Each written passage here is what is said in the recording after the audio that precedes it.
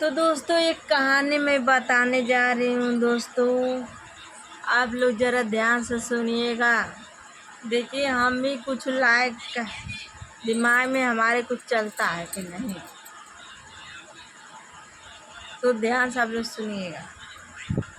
तो हेलो दोस्तों, नमस्ते। उम्मीद करते हैं आप लोग बहुत बढ़िया होंगे। हम हैं कृष्णा कुमार। हमारे फेसबुक का चैनल का नाम है कृष्णा कुमार।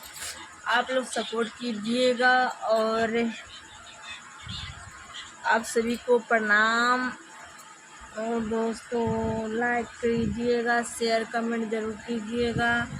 एक एक शेयर से बहुत लोग के पास पहुंचेगा, एक एक कमेंट से हो, एक एक लाइक से बहुत लाइक होगा दोस्तों। तो मैं एक कहानियाँ सुनाने जा रही हूँ। तो दोस्तों एक राजा थे पहले ज़माने का। तो एक राजा थे और पूरा राजा का चलता था। राजा पूरा एकदम सब पूरा समाज राजा को सुनता था। जितने भिखमंगा हैं, गरीब हैं, जितने जात बिरादर हैं, सभी को दान करते थे। सभी को इतना इतना सोना सबको दान करते, रुपया पैसा जो भी है सब दान करते थे। तो राजा ने दान करते थे। तो ऐसे करते करते कुछ दिन हो गया दोस्तों। तो कुछ दिन हो गया राजा को ऐसे दान करते करते, बहुत दान। एक दिन आया भगवान। तो भगवान जी बन के आए भिखमंगा, बहुत ज़्यादा गरीब भिखमंगा बन के आए भगवान जी। तो सुबह 7 बजे सब बाट उठ के दान पुण्य करके रेडी हो जाते थे। राजा वहाँ अपने आसन पर से हट जाते थे। तो उसके बाद वहाँ से हटने के बाद तब भगवान जी भिखमंगा का भेष धर के आया। तो जब आए तो भगवान जी कहें, राजा जी, महाराज जी, मुझे भी कुछ दे दीजिए, हम बहुत भूखे हैं, बहुत गरीब हैं। तो कहे कि महाराज जी मुझे कुछ भी दे दीजिए। तो बोले अभी नहीं आए हो, जब बांट रहे हैं तो नहीं आए हो, अभी नहीं देंगे हम, और जो बचा कुचा है जाकर ले लो। तो बोले कहाँ ले लो? बोले कोई है सोना बहुत, जाकर बिटोर लो। तब वहाँ पर गए तो बोले कहाँ? कहें लीलगैया के लेड़िया ले लो। तो लीलगाही का लेड़ी इतना बिटोरे भगवान, इतना बिटोरे अपने झोला में रख लिए, चल दिए। तो भगवान बोले कि सबको दान पुण्य कर रहा है, एक हम ऐसा गरीब हैं तो हमको दान पुण्य नहीं कर रहा, हमको कुछ भूखा भेज रहा था, हमको नहीं कुछ खिला रहा था, न कुछ दिया था, और सबको दान पुण्य करता था, हमको दान पुण्य नहीं किया। भगवान परीक्षा लेके चले गए।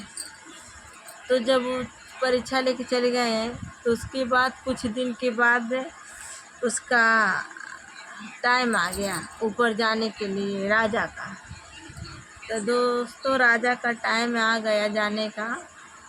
तब उसके बाद वो मर गया था।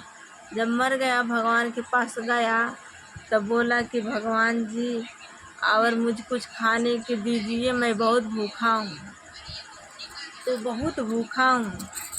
तो बोले भगवान जी कि और जब भिखमंगवा गया था, नहीं नहीं ऐसे नहीं, तब भगवान जी बोले कि खाने के लिए कुछ है नहीं मेरे पास।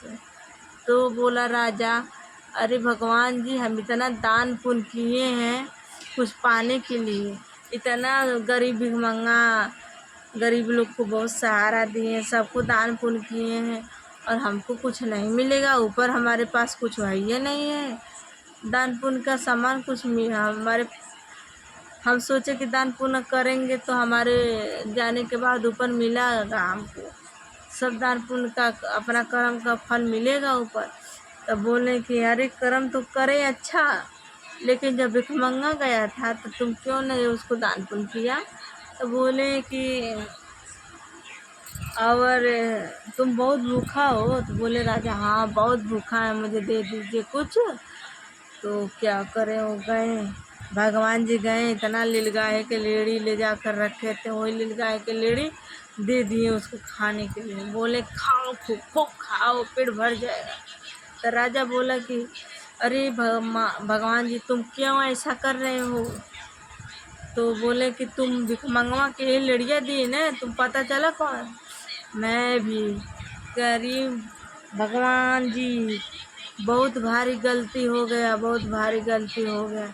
कहीं तो जो अमीर लोग रहते हैं ऐसे ही घमंड करते हैं, तो जो सच्चे को पहचान नहीं पाते हैं, सच्चे को कभी पहचान नहीं पाते हैं, तो ऐसे ही दान पुण्य करते हैं सबको। एक गरीब दुखिया चल जाए, उसको नहीं दान पुण्य करेगा तो तुम्हारा दान पुण्य कहाँ रहेगा? नहीं मिलेगा। कभी किसी को आत्मा भटकाओ मत। जो मांग रहा है, गरीब दुखिया आया है, सबको, घर में कोई गरीब है तो उसी को सहारा दो, वो भी भगवान बन सकता है। तो दोस्तों यही बात है कहानी। तो फिर भगवान क्या करें? तो बोले कि अब तुम्हारे खाने पीने का कुछ मिलेगा नहीं, और जब तक जाओ नीचे, तुम जाओ नीचे, दान पुण्य तो बहुत तुम किए, एक ही गलती से दान पुण्य तुम्हारा बर्बाद हो गया है। तो बोले कैसे हमारा दान पाप मिटेगा? बोले कि जाओ तुम नीचे, और अभी तुम्हारा मट टूट गया नहीं था, अभी तुम्हारे रास्ते में है, और तुम जाओ जल्दी से। बोले कि हम कैसे जाएं? क्या तुम जाओ ना। तो बोले कि कैसे हमारा पाप मिटेगा? तो बोले भगवान जी कि 160 डल्लप मैला खाओगे तब तुम्हारा पाप मिटेगा। अरे राजा जी तो सुनकर घबरा गए कि 160 डल्लप मैला हम कैसे खाएंगे, गंदा कैसे खाएंगे? तब बोले कि और बोले राजा जी बोले महाराज जी हम कैसे खाएंगे? तो भगवान कहे तुम खाए या ना खाए, हम भेज रहे हैं, इसी वही खाए, 160 डल्लप मैला खाओगे तभी तुम्हारा पाप मिटेगा। तो नीचे चले गए। उसके बाद बेटी कही उसकी पापा तुम क्यों चली आए? तो बोले कि बेटी हमको ऐसा सब बात है, भगवान जी कुछ खाने के लिए दिए नहीं है, मुझे इतना दान पुण्य सब बर्बाद हो गया, मैं एक पाप करती हूँ। तो बोले कि पिताजी कैसे पाप कटेगा? तो बोले कैसे 160 डल्लप भगवान जी मैला खाने के लिए बोले तब तो पाप कटेगा। तो लड़की बहुत चालाक थी, राजा के एक ही लड़की थी, तो बहुत चालाक थी, बहुत चालाक। राजा को नहीं पता था, वो तो सोचे कि इतना भारी डल्लप कैसे खाएंगे। आप लोग भी दोस्तों हैरान हो जाओगे 160 डल्लप कैसे राजा मैला खाएगा। तो दोस्तों लड़की बहुत चालाक थी, राजा का बेटी बहुत चालाक थी। वो कहे पिताजी तुम घबराओ मत, अब मैं 160 डल्लप खिलाऊंगी गंदगी, और तुम देख नहीं पाओगे, अब पता नहीं चलेगा, तुम खाते रह जाओगे, तुमको कुछ पता नहीं चलेगा, न घिन आएगी तुमको। तो बेटी बहुत चालाक थी। जब सुबह सुबह उठ कर जाते थे तो जो गोबड़ैला नहीं होते हैं वो वाले गोल गोल गोल गोल मैला गंदगी गोल गोल ढिमला ढिमला ले जाते थे, वही 160 डल्लप है, 160 डल्लप वही मैला।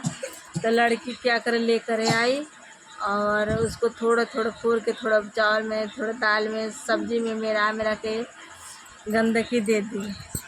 जब वो खा लिए, पूरा दिन आ गया, तो बोले बेटी हम खा लिए।